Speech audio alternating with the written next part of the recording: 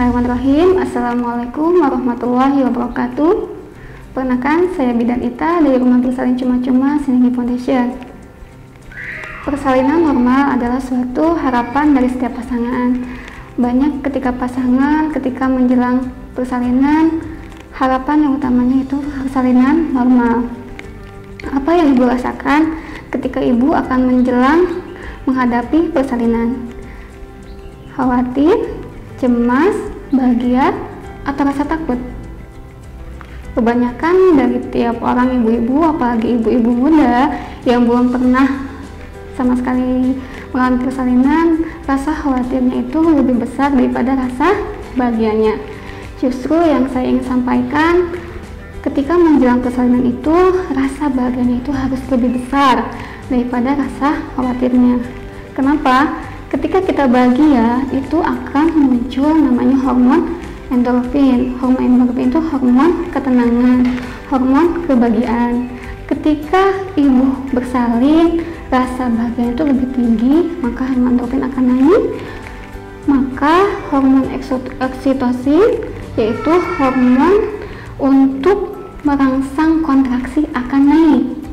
Maka akan menyebabkan pembukaan pun akan lebih cepat. Justru sebaliknya, ketika ibu-ibu rasa cemasnya lebih tinggi, rasa khawatirnya itu lebih tinggi, hormon endorfinnya akan turun. Ketika turun, hormon oksitosinnya pun akan turun, sehingga proses pembukaan pun akan sedikit agak lebih lama. Ya, saya di sini insya Allah akan sedikit menjelaskan mengenai apa itu proses persalinan sendiri dan tahapan persalinan normal itu sendiri. Persalinan normal adalah suatu proses persalinan secara alamiah, dimulai dari adanya pembukaan sampai dengan bayi lahir melalui proses perpaginam atau perpagina. Oke, baik, saya akan membahas mengenai tahapan proses persalinan itu sendiri. Pertama, kala 1 atau disebut juga kala pembukaan. Kala 1 kala pembukaan ini di antara proses yang lain ini agak sedikit lebih lama, karena ini dimulai dengan awal mulanya ada kontraksi.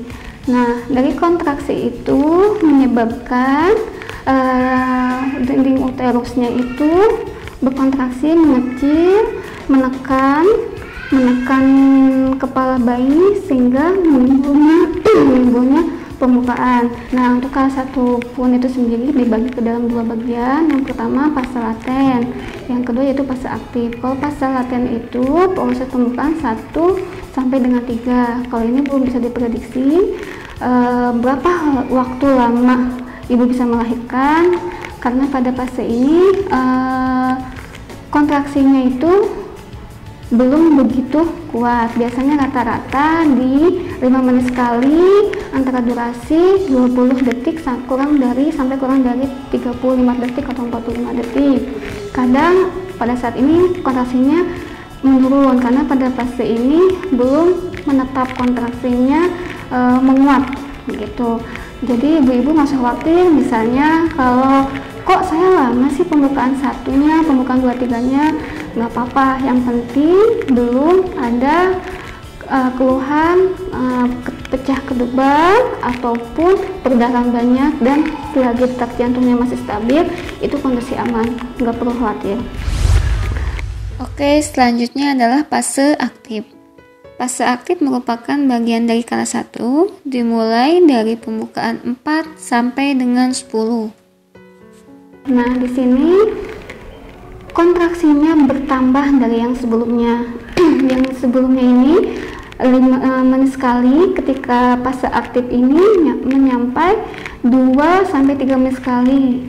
Durasinya lebih dari 40 detik, 50 detik sampai 60 detik. Itu. Jadi saat ini yaitu ibu harus bertambah rasa semangatnya, yakin sebentar lagi akan menjalani persalinan. Ketika fase aktif ini hitungannya 1 pembukaan itu 1 jam, jadi kurang lebih normalnya menghabiskan waktu 6 jam gitu. Yang perlu diperhatikan, ibu tetap aktif bergerak, tetap atur pernapasannya, dan jangan lupa tetap rileks, senang, bahagia. Ketika kontraksi tetap rileks, Selain itu, ibu juga untuk mengurangi kontraksi bisa menggunakan bird ball, yaitu suatu bola itu untuk khusus untuk membantu ibu untuk mengurangi kontraksi dan membantu untuk penurunan kepala bayi segera turun. Itu baik untuk digunakan. Saran saya saat itu fase aktif itu justru dukungan suami itu harus lebih kuat, harus tetap mensemangati istrinya. Itu di fase aktif ini sendiri ada namanya fase transisi. Fase transisi itu fase ketika saat itu kontrasnya bertambah, saat itu ibunya mengalami kelelahan, kadang ada rasa kecemasannya tinggi, penekanan kepala terus menekan ke bawah sehingga ibunya khawatir. Nah, di situ justru ibu semakin harus terasa bahagia karena pada fase itu ibu sebentar lagi akan menjelang persalinan, akan menjelang pembukaan 10. Di situ support sangat penting, pasti bisa. Bentar lagi akan melahirkan, semakin kontraksinya kuat, semakin bentar lagi akan menjelang persalinan. Oke, selanjutnya yaitu tahap kala 2 atau kala 2 sendiri, yaitu kala persalinan. Nah, kalau persalinan sendiri ibu itu udah lengkap pembukaannya 10, ibu diperbolehkan untuk mengedan. Ketika pembukaannya belum 10, ibu tidak dianjurkan untuk mengedan. Kenapa? Ketika pembukaannya belum 10 itu dipaksa untuk mengedan, maka not rahim yang sisanya itu belum terbuka akan menyebabkan pembengkakan. Ketika ada pembengkakan, nanti khawatirnya ada masalah atau macet, ada masalah dalam persalinannya. Nah, maka dari ketika pembukaan tadi sebelum fase